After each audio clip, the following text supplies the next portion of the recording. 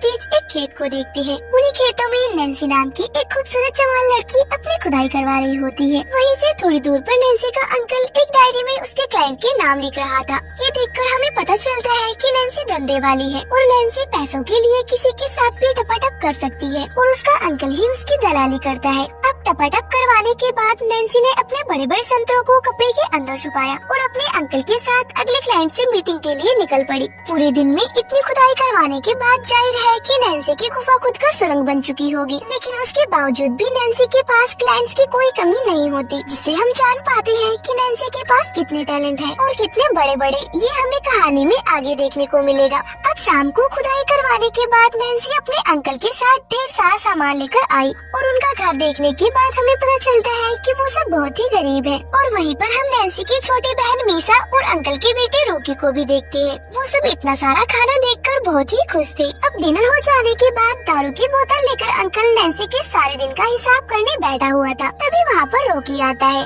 Nancy और उसका father क्या काम करते हैं उसका सारा आइडिया रॉकी को भी था। इस काम में बहुत ज्यादा खतरा भी था, इसलिए रॉकी ने अपने फादर को एक उस्तरा दिया ताकि वो संकट आने पर उससे अपना बचाव कर सके। अब रॉकी वहाँ से उठकर नैन्सी के पास जाता है, जो कि अभी अच्छे से नहा रही थी, क्योंकि अभी उसे एक और क्लाइंट से मिलने गोडाउन में जाना था। अब नैन्सी मस्त टिपटॉप बन के सुबह सुबह अंकल के साथ अपने क्लाइंट से मिलने पहुंची, लेकिन उस क्लाइंट ने नैन्सी को ऐसा पीला कि नैन्सी जोर जोर से चिल्लाने लगी। इधर अंकल वहीं बाहर खड़ा होकर दारू पी रहा था, लेकिन जब क्लाइंट ने नैन्सी की पीछे वाली गुफा में अपना औजार घुसाया तब नैन्सी रोने और चीखने लगी। तब अंकल रूम के अंदर आया और उस क्लाइंट को रुकने के लिए बोला, लेकिन वो क्लाइंट रुकने वाला कहाँ था। फिर भी जैसे तैसे करके नैन्सी उस क्लाइंट का हथियार अपने गुफा से निकालकर अंकल के पास आ गई। इसके बाद अंकल और उस क्लाइंट की झड़प में उस क्लाइंट ने अंकल को बस थोड़ा सा धक्का ही दिया था, पर अंकल का गला कट गया उस उस्तरे से जो रॉकी ने उन्हें दिया था। अब मौके पर ही अंकल अपना दम तोड़ देते हैं, जिससे पूरे घर में मातम वाला माहौल छा गया। अब धीरे धीरे उनके सारे पैसे भी खत्म हो रहे थे, लेकिन अंकल के फोन पर अभी भी क्लाइंट्स के फोन लगातार आए जा रहे थे। तब मजबूरन नैन्सी को क्लाइंट्स का कॉल अटेंड करना पड़ा, जो कि उसे मीटिंग के लिए बुला रहे थे। अब नैन्सी अकेली तो जा नहीं सकती थी, इसलिए रॉकी उसके साथ जाने का फैसला करता है। अब जंगल में नैन्सी अपने क्लाइंट के घोड़े को अपनी गुफा में घुसवा रही थी और रॉकी अंकल की तरह डायरी में हिसाब करते हुए दूसरे क्लाइंट से बुकिंग कर रहा था। अब रात तक टपाटप करने के बाद जब नैन्सी रॉकी के साथ घर जा रही थी तो उसको एक क्लाइंट के बारे में याद आया जो उसे ढेर सारे पैसे देने वाला था। तो ये दोनों उस आदमी के पास गए तो पता चला वो आदमी उस गाँव का प्रधान है और वो गाँव का सबसे अमीर आदमी था। लेकिन उसकी एक समस्या ये थी कि उसका बेटा गे था और वो चाहता है कि उसका बेटा मर्द बने। तो उसकी मर्दानगी बाहर निकालने के लिए उसने नैन्सी को बुलाया। इस काम को करने के साथ ही नैन्सी को ये बात राज भी रखनी होगी कि प्रधान का बेटा गे है और वो इस काम के लिए उसे बहुत सारे पैसे भी देता है। लेकिन कमरे में अंदर जाते ही प्रधान के बेटे ने नैन्सी के साथ टपाटप करने से मना कर दिया। तो उन दोनों ने एक प्लान बनाया कि नैन्सी चिल्लाने की आवाज निकालेगी ताकि सबको ऐसा लगे कि प्रधान का बेटा जबरदस्त खुदाई कर रहा है, और होता भी कुछ ऐसा ही है। प्रधान ने नैन्सी पे भरोसा करके ये यकीन कर लिया कि उसका बेटा अभी भी एक मर्द है। अब वहाँ से पैसे वगैरह लेने के बाद रॉकी नैन्सी को लेकर घर चला जाता है। अगले दिन रॉकी ने पूरे गाँव में नैन्सी के बारे में प्रचार कर दिया, जिससे बहुत सारे मजदूर नैन्सी की गुफा में खुदाई करने आने लगी थी। सब कुछ अच्छा चल रहा था,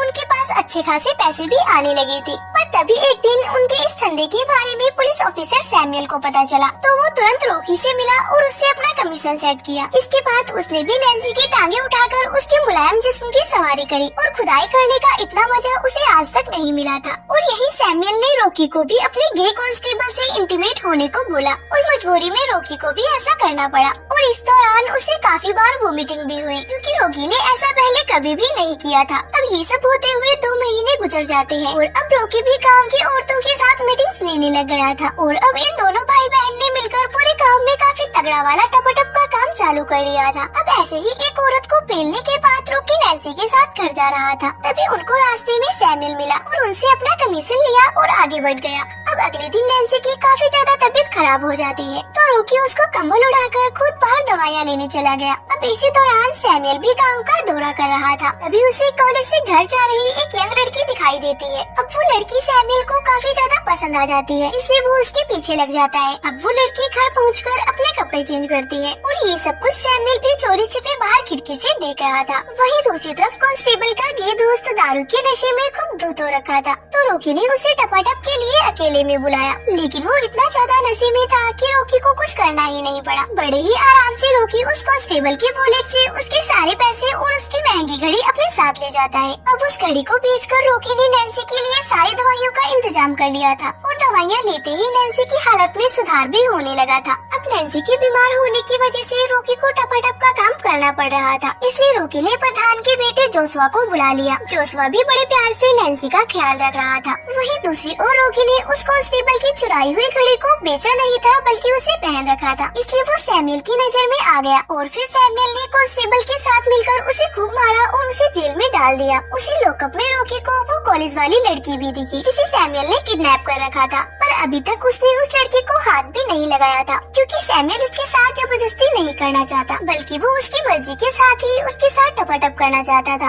उधर दूसरी तरफ रॉकी के घर न आने से घर का खर्चा निकालना मुश्किल हो गया था। यहाँ तक कि सभी दुकानदारों ने भी नैन्सी को उधार देने से मना कर दिया था। अब कमजोरी की वजह से नैन्सी घर में ही बेहोश हो जाती है, जिसके बाद नैन्सी की छोटी बहन मीसा ने जैसे तैसे करके उसे होश में लाया। दूसरी तरफ जेल में जब रॉकी ने उस लड़की से बात की तो हमें उसका नाम पता चला। उसका नाम अमाया था। अमाया ने रॉकी से खुद के लिए हेल्प मांगी, लेकिन रॉकी की इधर खुद की फटी पड़ी थी, तो वो उसकी हेल्प कैसे करता। अब उन दोनों में चल रही बातें सैमुअल सुन लेता है और वहाँ गुस्से में आता है और अमाया को अपना खौफ दिखाने के चक्कर में उसने रॉकी की जमकर कुटाई कर दी। और फिर वो रॉकी को धमकाता भी है कि अगर वो अपना मुंह नहीं खोलेगा तो जिंदा रहेगा। तभी वहाँ सैमुअल का एक दोस्त आता है, जिसकी बातों में आकर सैमुअल ने अमाया के कपड़ों को चेंज करवाया और साथ ही उसके संतरों को भी टच किया। अब ये सब देख रॉकी को बहुत बुरा लगता है, लेकिन अभी वो कुछ कर भी नहीं सकता था। अब इधर सैमुअल को रॉकी की डायरी मिल गई, जिसमें पूरा हिसाब किताब लिखा हुआ था, तो वो उस किताब को लेकर रॉकी के पास आया और उससे उन क्लाइंट के बारे में पूछताछ की। उसके बाद जेल से छोड़ने के लिए उसने रॉकी से पैसे मांगे, लेकिन उसके पास पैसे नहीं बचे थे, क्योंकि उसके सारे पैसे नैन्सी की दवाइयों में लग गए थे।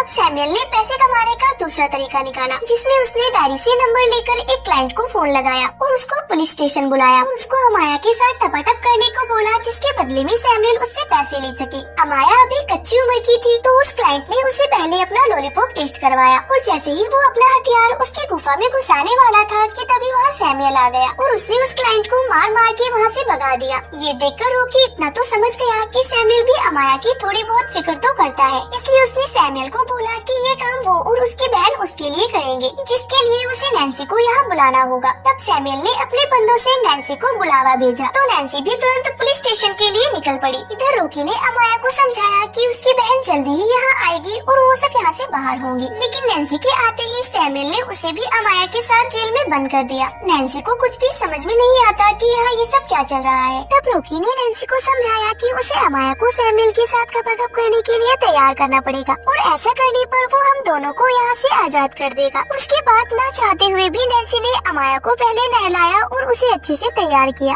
अब इसके बाद सैमुअल अमाया को अपने बेड पर ले गया और अमाया के मना करने पर भी सैमुअल ने उसके साथ जबरदस्ती की। पहले तो सैमुअल अमाया के ऊपर से ही मजे ले रहा था, लेकिन तभी वो एग्रेसिव हो गया और उसने अमाया की दोनों गुफाओं की जमकर खुदाई कर दी। अब अमाया की चीखें पुलिस स्टेशन के बाहर तक गूंज रही थी। वही अमाया की चीखें सुनकर नैन्सी और रॉकी भी कांप उठी। अब अमाया को अच्छे से पेलने के बाद सैमुअल ने उसे फिर से उसी जेल में छोड़ दिया, जहाँ नैन्सी ने उसे कुछ पेन किलर्स दिए। अब रात होते ही सैमुअल फिर से अमाया को घोड़े बनाने के लिए आ गया था, लेकिन इस बार नैन्सी ने उसे रोककर समझाया कि अभी उसे थोड़ा रुक जाना चाहिए, क्योंकि अमाया ने पहली बार अपनी खुदाई करवाई थी। नैन्सी उसे कहती है कि वो चाहे तो अमाया के बदले उसे घोड़ी बना सकता है। फिर क्या था, सैमुअल ने अमाया के सामने ही नैन्सी को अपने हथियार पर बैठा लिया और जैसे नैन्सी उसके हथियार की सवारी कर रही थी, वैसे ही अमाया को सीखना था। लेकिन इसी बीच जब सैमुअल जन्नत की सैर करने वाला था, उसी बीच नैन्सी ने उस तरह से सैमुअल का गला काट दिया और जल्दी से उसने चाबियां ली और रॉकी को आजाद कर दिया। इतने में अमाया ने एक लोहे की रोड को उठाया और गुस्से में उसे सैमुअल की पिछवाड़े में डाल दिया और ऐसा करके अमाया को जो सुकून मिलता है वो उसके चेहरे पर हम साफ तौर पर देख पा रहे थे। वही मौके पर सैमुअल की मौत हो चुकी थी, इसलिए वो तुरंत अपने घर गए और वहाँ से सारा सामान पैक करके वहाँ से निकल गए। इतनी देर में वहाँ जोशुआ भी अपने कार लेकर आ गया था, क्योंकि वो भी इस काम को छोड़कर अपनी लाइफ एंजॉय करने जाना चाहता है। अगले दिन वो सब काम से बाहर थे और अब अमाया के साथ रॉकी रिलेशनशिप में आ चुका था और और वहीं सबने एक दूसरे को उनकी मदद के लिए थैंक्स बोला। और लास्ट में हम देखते हैं कि सब अपने अपने पार्टनर के साथ खुदाई करके बहुत खुश है और इसी सीन के साथ मूवी का एंड हो जाता है।